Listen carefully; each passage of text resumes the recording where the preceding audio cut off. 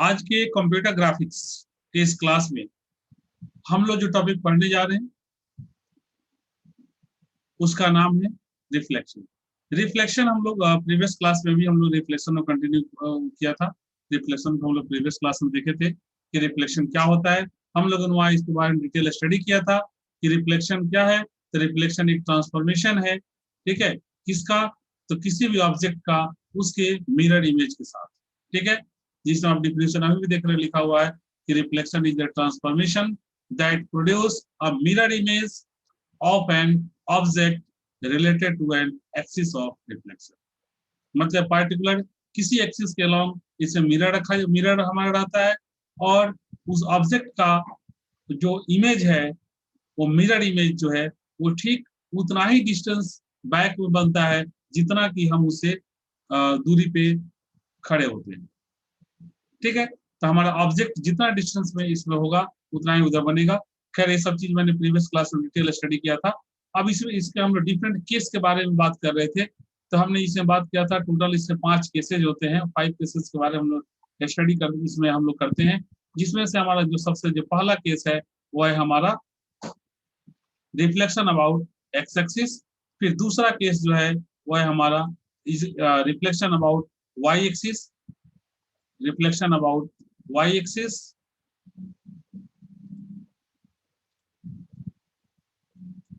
तो हमारा जो तीसरा जो केस है वो है रिफ्लेक्शन अबाउट ओरिजिन,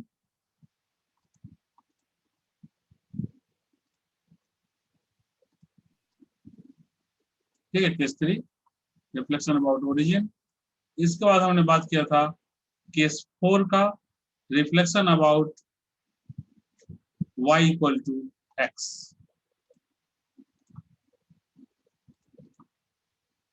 ठीक है, आप देख रहे हैं यहाँ पे चौथा जो हमारा केस था reflection about y equal to x. तो ईटा के बारे में हम लोगों ने प्रीवियस क्लास में डिटेल स्टडी किया था। और इसके बाद हमें आज जो देखना है वो देखना है reflection about y equal to minus x. ठीक है, इसके अबाउट हमें आज देखना। टोटल मैंने 5 बताया था। तो चलिए मैं एक बार फिर से केस नंबर 4 को रिव्यू करता हूँ क्योंकि केस नंबर 4 और केस नंबर 5 में कुछ सिमिलैरिटी है। आप देख रहे हैं इक्वेशन में y इक्वल टू एक्स,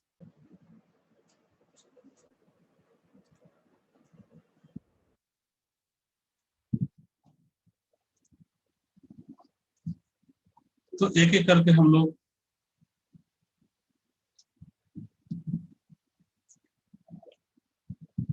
हम लोग अभी इससे फिर से मैं 4 की बार रिव्यू करते हुए 5 को बढ़ रहा हूँ क्योंकि मैंने जस्ट आप लोग को बताया कि दोनों में सिमिलैरिटी। तो सबसे पहले reflection about line y equal to x, यानी जो हमारा केस 4 था हम लोग इसके बारे में बात करेंगे। तो देखिए आप जो डायग्राम यहाँ देख रहे हैं मैंने आप लोगों को बताया था प्रीवियस क्लास में कि इसमें क्या होता है, कभी भी ये जब भी रिफ्लेक्शन होता है तो किसी न किसी एक्सिस के अलोंग ही रिफ्लेक्शन होता है, चाहे वो एक्स एक्सिस के अलोंग हो चाहे वाई एक्सिस के अलोंग हो। ठीक है, 3D में जाएंगे तो जेड एक्सिस के भी अलोंग होगा, 2D में एक्स और वाई के अलोंग होगा, ओरिजिन के अलोंग होगा। अब हम लोग यहाँ पर जो बात करेंगे वो है, तो यहाँ पे जो मैंने अभी आप लोग बताया कि इसमें क्या है हमारा, कभी भी जो रिफ्लेक्शन होता है वो किसी न किसी एक्सिस के अलोंग ही होता है। लेकिन जब हम लोग यहाँ पर लाइन दिए y इक्वल टू एक्स की जब बात किए तो ये तो एक स्ट्रेट लाइन है। y इक्वल टू एक्स जब स्ट्रेट लाइन की बात होती है तो इसका मतलब क्या होता है, ये बीच का एंगल क्या होता है, जो थीटा दिख रहा है कितना डिग्री होगा, एक्चुअल में ये 45 डिग्री होगा। ठीक है, आप सभी को पता है, मैथ में सब कुछ पढ़े हुए हैं कि जब y इक्वल टू एक्स अगर ये इक्वेशन अगर आपका बनता है तो इसका मतलब है कि ये बीचों बीच से क्रॉस करेगा। अब बीचों बीच से क्रॉस करने का मतलब क्या है, 45 डिग्री का एंगल बनाएगा दोनों ही एक्सिस से। ठीक है, तब यहाँ पर आपको ध्यान देना है कि जब मैंने आप लोग शुरू में बता दिया कि ये जब होगा तो किसी न किसी एक्सिस के अलोंग ही होगा, तो मिडिल से तो नहीं होगा। तो मिडिल से नहीं जब रिफ्लेक्शन होगा यानी हम लोग मिरर को यहाँ नहीं रख सकते हैं, तो कहाँ रखेंगे। ठीक है, ये सबसे जरूरी क्वेश्चन हो जाता है। तो कहाँ रखने की जब बात आती है तो इसके लिए हमें 2 बात का याद रखना होगा। हम लोग शुरू में मिरर तो यहाँ रख देंगे लेकिन रिफ्लेक्शन यहाँ से हमें नहीं पता चलेगा।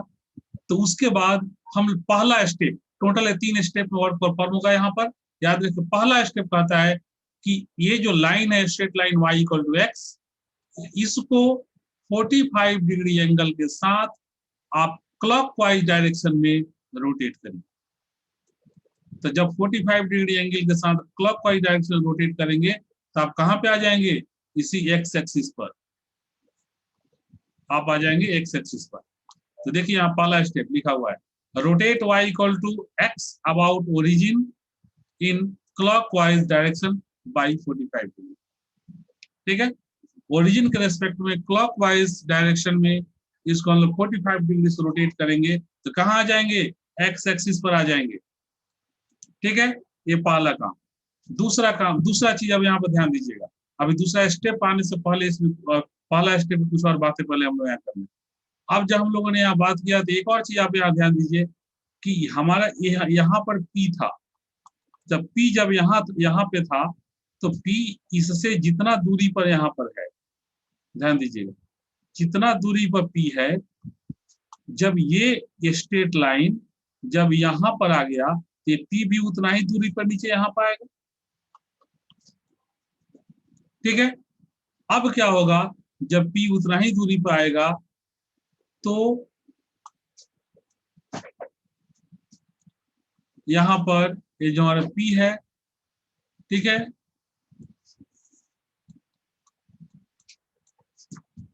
अब जो इतना, अब यहाँ पर दूसरा स्टेप ध्यान, अब यहाँ ध्यान देना है। पहला स्टेप में हमने क्या किया, y इक्वल टू एक्स वाला लाइन को ओरिजिन के अलोंग 45 डिग्री से क्लॉकवाइज डायरेक्शन में रोटेट करा दिया, तो फिर हम लोग एक्स एक्सिस पे आ गए। तो उसी रेस्पेक्ट से इसका जो पॉइंट P था उसका भी रोटेशन हुआ, तो पॉइंट P भी हमारा उसी रेस्पेक्ट में अपने पोजीशन पे आ गया। अब हम लोग दूसरा स्टेप जो कहता है take reflection about x axis. अब एक्स एक्सिस पे जब आ गया, एक्स एक्सिस अबाउट रिफ्लेक्शन तो हम लोग सब कुछ जानते हैं कि होता है, ऊपर हम लोग केस 1 में यही काम किए हैं, एक्स एक्सिस के अबाउट रिफ्लेक्शन किए थे, तब यहाँ एक्स एक्सिस के अबाउट रिफ्लेक्शन करेंगे। तो जब एक्स एक्सिस के अबाउट रिफ्लेक्शन करेंगे तो हमारा ये जो पॉइंट यहाँ है, जो यहाँ P हमारा अब आ गया है, तो इस P का जितना डिस्टेंस पर एक्स से जितना यहाँ पीछे दिख रहा है उतना ही एक्स से आगे इसका इमेज, मान सपोज कर लो कि ये प्लेस है, जस्ट सपोज दैट ये प्लेस है, तो यहाँ पर P डैश क्रिएट हो जाएगा। ठीक है, जब ये हमारा P डैश क्रिएट हो जाएगा, अब हम तीसरा जो काम करेंगे वो क्या करेंगे कि फिर से अब इसको 45 डिग्री एंगल के साथ अब एंटी क्लॉकवाइज डायरेक्शन में रोटेट करेंगे। ऐसे पहला बार में आप देखिए आया है ऐसे क्लॉकवाइज डायरेक्शन में, एक्स एक्सिस पे आ गया है, यहाँ रिफ्लेक्शन हो गया, अब वापस इसको एंटी क्लॉकवाइज डायरेक्शन में ले गए फिर से 45 डिग्री पर, तो ये जो हमारा लाइन था वापस अपनी जगह पर चला गया, y इक्वल टू एक्स वाला लाइन। तो जब ये ऊपर गया तो स्वाभाविक है P और P डैश जो हमारा ये भी इस पॉइंट के अलावा आगे बढ़ेगा, तो फिर से हमारे P अपने जगह पर यहाँ आ गया और P डैश यहाँ से आगे बढ़ करके अपने जो नए जगह पर यहाँ पर शिफ्ट करेंगे। ठीक है, इस कॉन्सेप्ट को ध्यान समझिए, कॉन्सेप्ट समझिए, सब सारा क्लियर है। ठीक है, तो यही चीज अब आप यहाँ पर जो देखे हैं, तीसरा जो आप यहाँ देखिए, तीसरा जो आप स्टेप जो मैंने बोल के बताया है, यहाँ लिखा हुआ है कि again rotate it in anti clockwise direction by same angle, मतलब 45 डिग्री के साथ। ठीक है, तो अगेन वापस ऊपर चला गया, तो P अपने पोजीशन में फिर से चला गया जहां पर था, और उसके रेस्पेक्ट में P डैश जो क्रिएट हुआ है वो उसके रेस्पेक्ट में हमारा P डैश भी अपन यहाँ पे नया जो पॉइंट मिला P डैश को, और यहाँ P डैश हमारा, तो ये P है, इसका यहाँ P dash mirror image create हो गया, मतलब रिफ्लेक्शन इसका यहाँ बन गया। अब क्या होगा, अब आगे देखिए, तो अब हम ये P डैश है, मिसिंग है, आप हो गया, देखिए यहाँ केवल P लिखा गया, एक्स डैश वाई डैश तो सही लिखा है बट केवल P लिखा गया, ये P डैश है, आप इसमें P डैश मानिएगा।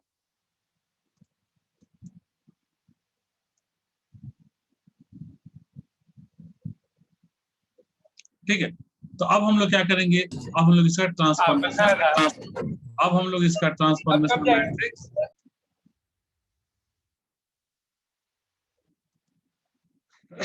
तो transformation matrix of rotation, sorry reflection, transformation matrix of reflection about y equal to x।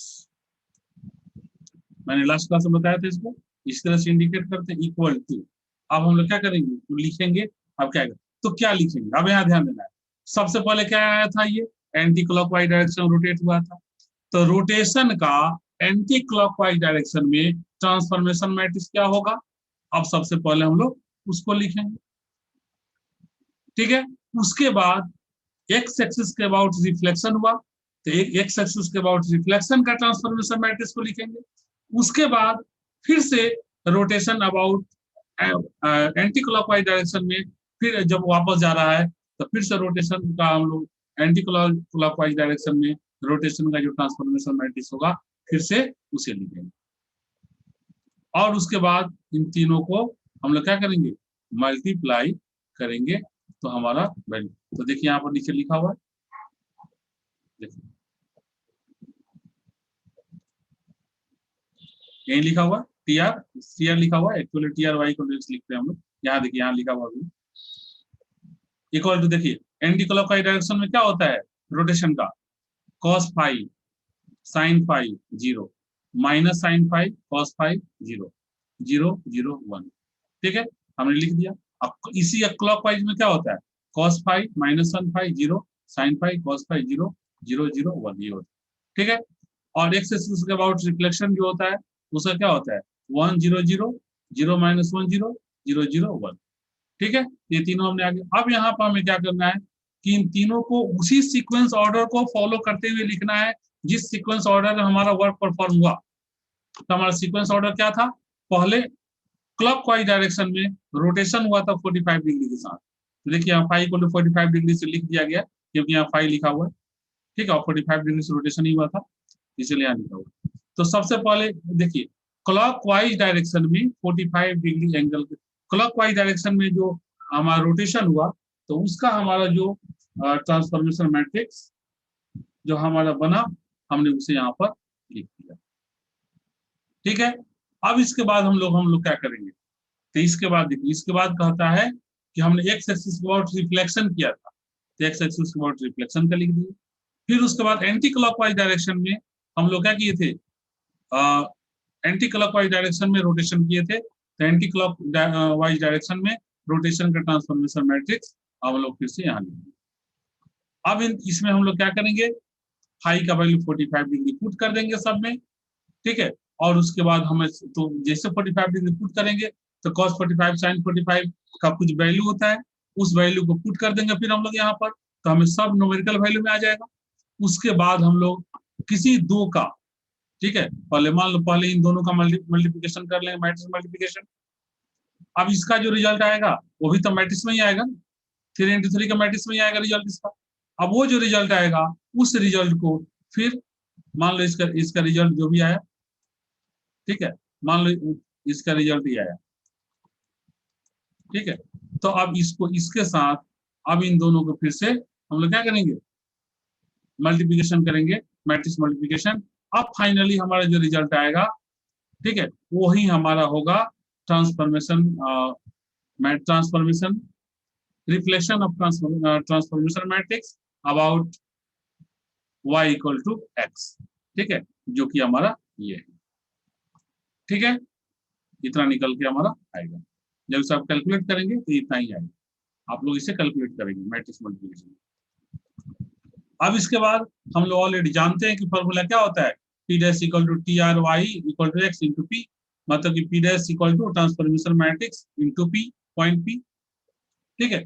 बस इसको यहाँ हमने क्या कर दिया, जो यहाँ ट्रांसफॉर्मेशन मैट्रिक्स का वैल्यू निकाले, आप P डैश इक्वल टू क्या है, देखिए एक्स डैश वाई डैश 1, फिर ट्रांसफॉर्मेशन मैट्रिक्स का वैल्यू को डाल दिए, फिर P का वैल्यू एक्स वाई 1 यहाँ पुट कर दिया, ठीक है, ये हमारा हो गया। तो ये हमारा केस 4 था। और बिल्कुल सिमिलर उसी तरह से केस 5 पर हम लोग आएंगे। केस 5 में भी थोड़ा सा चेंज है, देखिए केस 5 पे जब हम लोग आएंगे ये कहता है rotation about the line y equal to minus x, ठीक है, y equal to minus x की बात करता है, ठीक है। ऊपर हम लोग बात किए तो y इक्वल टू एक्स का, तो y equal to minus x की जब बात होगी इसका मतलब ये आप देख रहे हैं ये लाइन, मतलब हमारा ग्राफ कहाँ जाएगा, इस पर जाएगा, ठीक है, यही हमारा ग्राफ बनेगा, सॉरी ये यही हमारा लाइन बनेगा, ठीक है। तो अब हम लोग क्या करेंगे, यानी अब हमें इसके अबाउट करना है। तो ध्यान दीजिएगा यहाँ पर, इसके अबाउट अगर हम लोग इधर जाते हैं तो ये निगेटिव वाले टर्म में चला जाएगा। तो इसको हम लोग जस्ट इसको क्या करेंगे, ये पॉइंट आया, हम ये लाइन आया, ये क्या है हमारा y इक्वल टू -x, ये भी तो 45 डिग्री पर ही है।